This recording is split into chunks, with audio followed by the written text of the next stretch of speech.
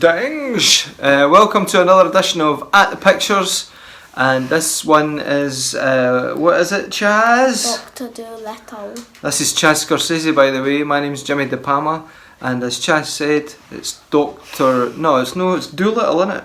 Yeah, Dr. Dolittle. Aye, it's Dr. Dolittle, but the film's called Dolittle. Yeah. Is it? Yeah, the film's called Dolittle.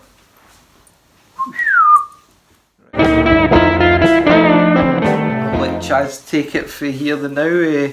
Chaz, what was the film kind of just a wee bit about? Not spoiling anything, but tell us. It was about a man who can speak to animals, and there's a they back in that time they said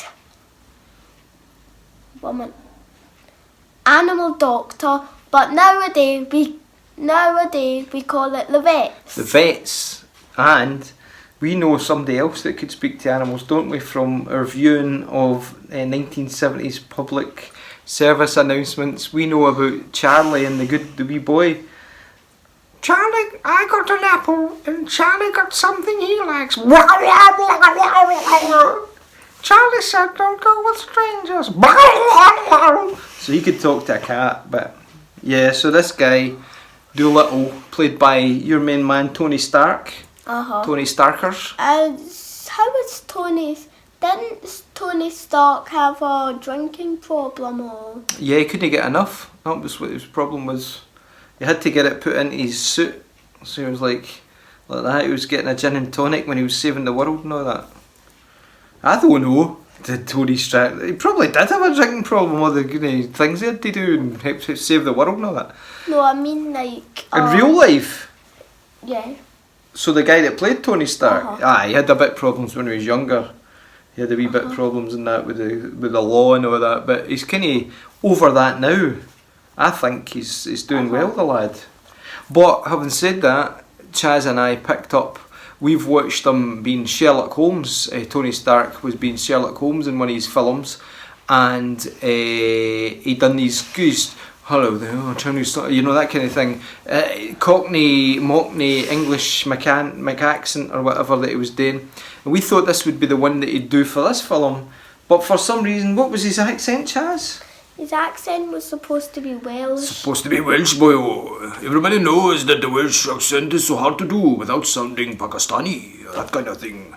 I'll kind of do one, and I end up doing Tom Jones. Like, whoa, Tony Elvis, all I know, and all that. And I can do situation for the Lassie of the Wind show, but that's so fair play to, Tony Stark. Yeah. I mean, he done quite well. And we were going expecting the worst, because we'd heard really bad things about Dolittle. But it was good when what was the kind of some of the wee animals getting a bit of patter? Who were some of the wee animals? Well, there was a gorilla. Cheech, who was really scared of things, even though he had strength of 25 men. There was a polar bear. Oh, the polar bear that was always cold. And well, there was a parrot. There's a parrot. Parrot. He was like some kind of psychiatrist for Dolittle. I should say that Dolittle went a bit doolally at the start of this film, because he lost his wife. She went away adventuring, and Dolittle became a wee bit of a hermit. So he's like in his secluded wee mansion with all his animals and that, shutting himself off for humanity. And then he has to save the Queen of England. Yeah, it's that kind of film, folks. Has to save the Queen of England, so he has to go away to find the Tree of Life in it or something. What is it? Tree of Eden. The Tree of Eden. It's technically copying it off of your game Assassin's Creed. Oh, my game Assassin's Creed, yes. So that's what it's copying it off. And because one of the things I seen in it, what they mentioned in it, when you were just passing, when I was playing. Yeah, right. Anyway, so that's what they have to do. And there's a quest, and the baddie in it is Big Ears himself, Michael Sheen, who normally plays kind of goodies or real people, like David Frost or who's the football my guy, Brian Clough. But he's in it as the baddie, the chinless baddie. He's not really threatening baddie, is he? And kind of Antonio Banderas, Puss in Boots. He's in it as I think he must be Dolittle's father-in-law. Doesn't really like him that much. And there's lots of the animals are the best for me, aren't they? The interaction between the animals. The squirrel, the young boy in it, takes a pot shot at the squirrel. So the squirrel's got a thing of thinking he's going to kill him all the time, and he keeps doing like a captain's log style commentary on what's happening. A lot of it seemed kind of rushed. I thought like they'd cut a lot of bits out of it. For some reason, I just felt that there was a lot missing. They just kind of hurried into there's a bit in it where they need to rescue a book for a castle, and that kind of seemed a bit hurried. But remember the firefly? That was the wee dragonfly thing. The dragonfly. Aye, he's good in it. Did he die? No. But although they don't live that long, so I don't know how the duration of the filming was, but he'll not be around for the premiere anyway, to be going to see his work. But the wee firefly was good, and I like Cheech the Cowardly Gorilla. Who else did we say? There's a giraffe in it. Who's it? Oh God, there's tons of folk in it. But it's the Welsh accent, Robert Downey or whatever. Oh, Robert Downey. We forgot his name's Tony Stark. Tony Stark, another winner for Tony. It's Robert Downey Jr. because Robert Downey is his father. Is it? Oh, it's Robert Downey Jr. How could he not just be called Bert and his dad be called Robert, and it would be like Robert and Bert Downey, like say James Scorsese or James De Palma and Jimmy De Palma, like that. Or about like Jim De Palma. Yeah, that's his new nickname. That's it. Jim De Palma.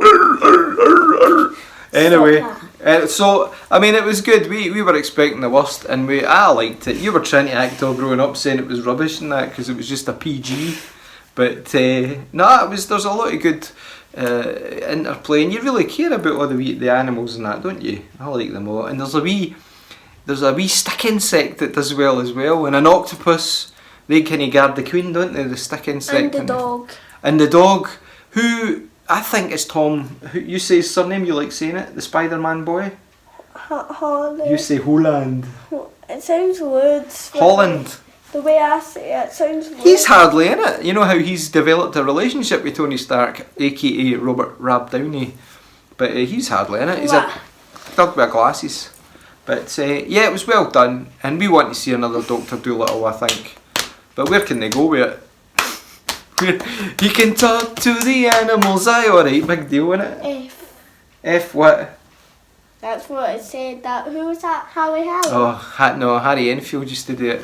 And he used to say something really rude. Dr. Dolittle, he talks to the animals. Hoi! And you say that, and you're not going to say a rude thing because he talks to the animals, but he says bad things to them. That was like a really one-trick joke, anyway. But let's go and see the marks. We're back, and while I was kind of taken aback by it because I'd heard bad things about Dolittle, but never listen to bad things because you're always gonna get pleasantly surprised. And I'm going to give it a 4 out of 5 because I enjoyed it and I was really enamoured with all the wee characters. And what about you, Chaz? 3. A 3 because he's trying to act big. He goes for all these action films now and blood and guts and cuss words. No. What? No, what are you going to get? So 3. So 4 and a 3. Do your maths. What is it? That. Is that 7? 7. 7 out of 10 for Dolittle. Which is more than it's getting with real film reviewers, I understand. You know, the experts about film and all that. The people that know what film's all about. Not like us amateurs that just like go and try and enjoy the films. So, what are you saying to it, Chaz? It was quite a good. It was a good film. Yeah. It was technically like how effects were made. That's going to be the subtitle, I think, when they release it on DVD. Dolittle, how effects were made. Because he helps the wee squirrel at the start in a kind of really freaky operation scene. But anyway, that's Dolittle for you folks. We're away to do even less than Dolittle. Yeah. Yeah, groovy.